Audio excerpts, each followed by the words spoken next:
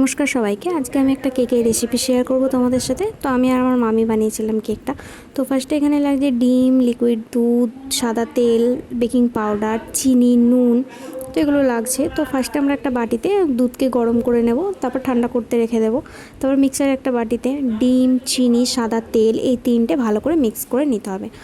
আর এটা চিনিটাও দেখতে হবে যাতে না গোটা গোটা থাকে। তো এটা মিক্স করার পর আলাদা একটা বাটিতে 2 কাপ ময়দা, 1 চামচ বেকিং পাউডার আর পরিমাণ মতো নুন, তারপর গুঁড়ো দুধ 5 টাকার, আমরা পুরো প্যাকেটটাই দিয়ে দিয়েছিলাম, 5 টাকার একটা প্যাকেটের পুরো গুঁড়ো দুধটাই দিয়ে দিয়েছিলাম। তো তারপর আগের যে মিশ্রণটা চিনি, সাদা তেল আর ডিমের মিশ্রণটা ময়দার মধ্যে দিয়ে ভালো করে মিক্স করে নিতে হবে।